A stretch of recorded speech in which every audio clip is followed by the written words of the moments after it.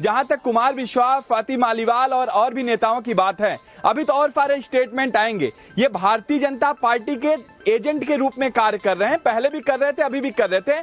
अरविंद केजरीवाल जी का धन्यवाद करूंगा, उन्होंने इनको पहले पहचान करके, आइडेंटिफाई करके इनको बाहर का रास्ता दिखाया। हम देख रहे थे, आपने कहा कि इनको शिविरों में चला जाना चाहिए। कहां बने हैं वो शिविर? प्रयागराज में। एक दुर्योधन ऐसा है जो ये कहता है कि 5 गांव भी नहीं दूंगा, जो माधव को भी नहीं मानता, उनको भी बांधने की कोशिश करता है। मैं आम आदमी पार्टी में जो लास्ट में कुछ बच गए हैं लोग, जो तात्कालिक लोभ के कारण, किसी पद के कारण या किसी कमीशन के कारण, उन बच्चों से भी अनुरोध करता हूं कि महासमर में अभी केवल दुर्योधन हारा है।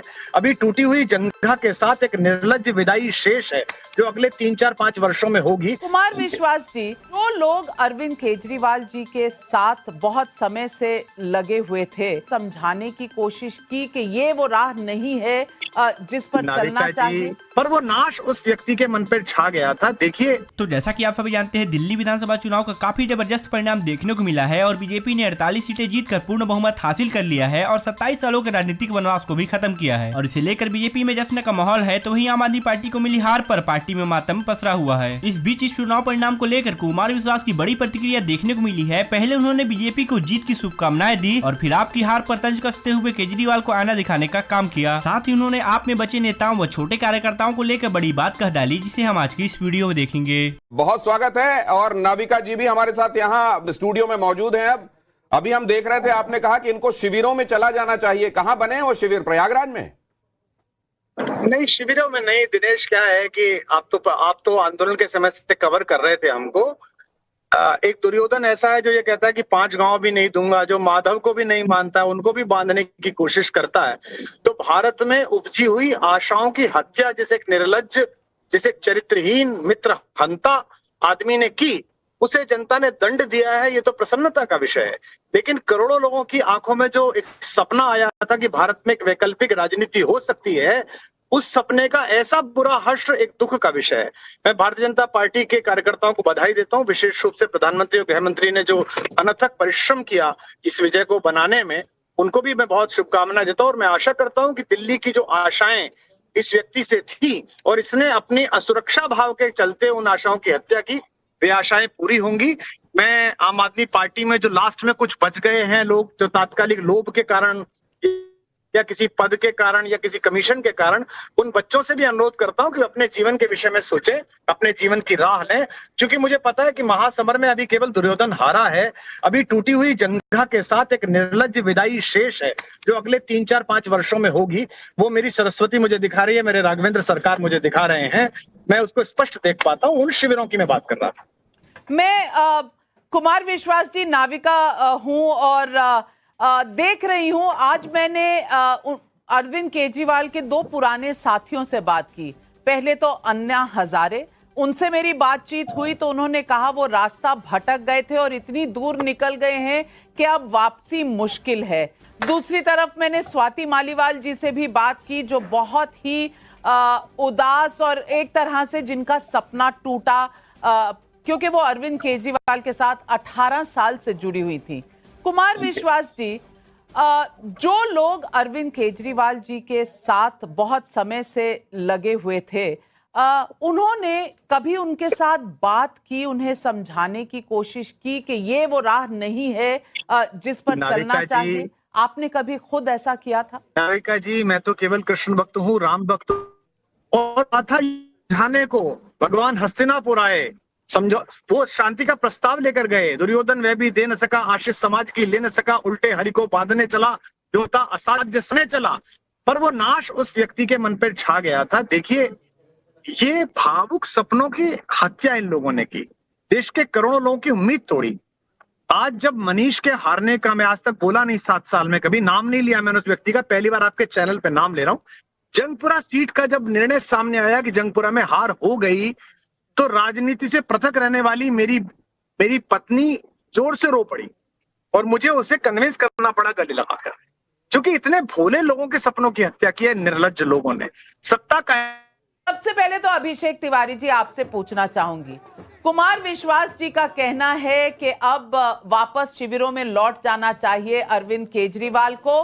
ये जो सजा दिल्ली की जनता ने दी है, ये लाखों करोड़ों लोगों का जो एक सपना था उसको भंग करने की सजा मिली है, ऐसा कुमार विश्वास जी का कहना है, ऐसा अन्ना हजारे जी का कहना है, ऐसा स्वाति मालीवाल जी का कहना है। मैं आज पूछना चाहती हूं इस चुनाव का मैसेज क्या है?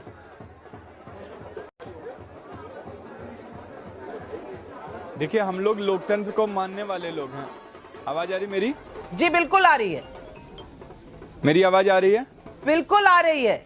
हम लोग लोकतंत्र को मानने वाले लोग हैं, जनतंत्र को मानने वाले लोग हैं, भारत के संविधान में विश्वास रखने वाले लोग हैं।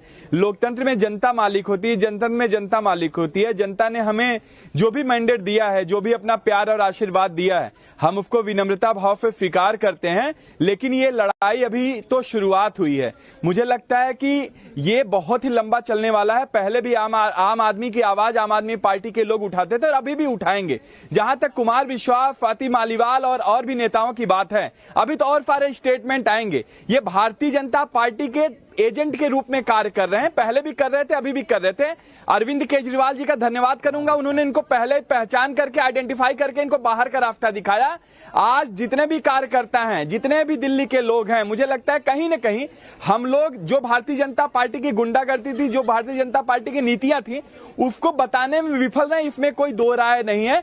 मुझे लगता है कि जो दिल्ली की जनता ने हमें मैंडेट दिया, हम स्वीकार करते हैं।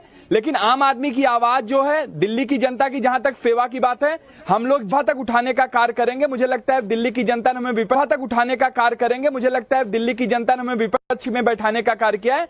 विपक्ष का जितना जो भी मुद्दा है, विपक्ष की जो भूमिका है, उसको पूर्ण रूपेण तरीके से उठाने का कार्य करेंगे। बहुत दिक्कत होगी क्योंकि पिछले 10 साल से आप सरकार में हैं, असेंबली चला रहे थे। अब रोल बिल्कुल बदल जाएगा, जो विपक्ष की भूमिका है वो चलानी पड़ेगी।